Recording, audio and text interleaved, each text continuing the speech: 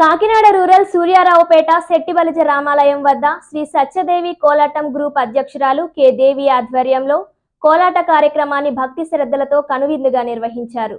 ఈ సందర్భంగా కోలాట నిర్వాహకులు నిమ్మగడ్డ శివరామకృష్ణ మాట్లాడుతూ తిరుమల తిరుపతి దేవస్థానం దాస సాహిత్య ప్రాజెక్టులో భాగంగా కోలాటం కార్యక్రమాన్ని ఎంతో భక్తి శ్రద్ధలతో నిర్వహిస్తున్నామని, వచ్చిన వారికి దాస సాహిత్య ప్రాజెక్ట్ స్పెషల్ ఆఫీసర్ పగడాల ఆనంద తీర్థాచార్య ఆధ్వర్యంలో రిజిస్టర్ చేయించి తిరుమల తిరుపతి బ్రహ్మోత్సవాల్లోనూ కాశీ ఇతర ప్రదేశాలను కోలాటాలు నిర్వహించడం జరుగుతుందని తెలిపారు.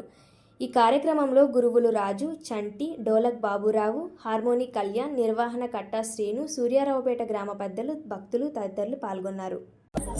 సూర్యారావుపేట గ్రామం, కాకినాడ రూరల్ మండలం సూర్యారావుపేట గ్రామం శ్రీ నిమ్మగడ్డ వెంకట శివరామకృష్ణ గారి ఆధ్వర్యంలో మేము కోలాటం నేర్చుకుంటున్నాము. మా గ్రూప్ పేరు సత్యదేవి కోలాటం మండలి భజన మండలి. మేమందరం ఎన్నో రోజులుగా కోలాటం నేర్చుకుంటున్నాము. అందరి ఆశీస్సులు మాకు కలగాలని కోరుకుంటున్నాము. సూర్యారావుపేట గ్రామంలో చాలా మంది చాలా ఇంట్రెస్ట్ చూపించి అందరూ వచ్చారండి. పిల్లలు కానీ పేరెంట్స్ కానీ అందరూ కూడా బాగా సహకరించి పిల్లల్ని కోలాటానికి పంపించారండి. అందరూ చాలా బాగా నేర్చుకున్నారు. గురువులు కూడా బాగా శ్రద్ధగా నేర్పించారు.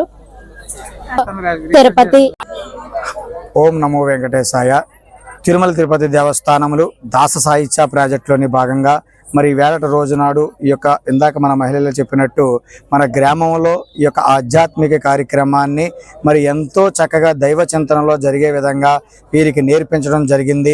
మరి అదే విధంగా నేర్పించిన తరువాత వీరికి స్వామివారి ఆధ్వర్యంలో రిజిస్టర్డ్ కూడా చేయించుకోవటం, ఒక దాస సాహిత్య ప్రాజెక్ట్ అనే ఒక స్పెషల్ ఆఫీసర్ గారైనటువంటి శ్రీ పగడాల ఆనంద తీర్థాచార్యుల వారి ఆధ్వర్యంలో ఇటువంటి ఆధ్యాత్మిక కార్యక్రమాలు నేర్పించటం, తిరుమల తిరుపతి దేవస్థానంలో రిజిస్టర్డ్ చేయించి మరి ఎన్నో బ్రహ్మోత్సవాల్లో ఎన్నో పుణ్యక్షేత్రాల్లో అటు తిరుమల కానివ్వండి, కాశీ కానివ్వండి, ఉడిపి అలాంటి కార్యక్రమాలను ఎన్నో చోట్లకు వెళ్ళి ఈ యొక్క ఆధ్యాత్మిక కార్యక్రమాన్ని మన గ్రామం నుండి వెళ్ళి అక్కడ చేయటం వీరందరికీ కూడా ఎంతో సంతోషకరంగా ఉండే కార్యక్రమంగా ముందుకు సాగుతుంది. ఇది దీనిలోని భాగంగా మరి యొక్క భజన మండలిలో అధ్యక్షురాలుగా మరి పెద్ద దేవి గారు ఉండి ఈ యొక్క కార్యక్రమాన్ని చిన్నారులందరినీ కూడా ఒకే తాటు మీద నడిపించి మరి అందరూ కూడా అటు ఇటు వెళ్లకుండా మంచి మార్గంలో నడిచే విధంగా మరి ఆమె దేవి అయిన ఆమె భజన మండలి అధ్యక్షురాలుగా ఉండి అందరినీ కూడా సన్మార్గంలో నడిపించడం జరిగింది.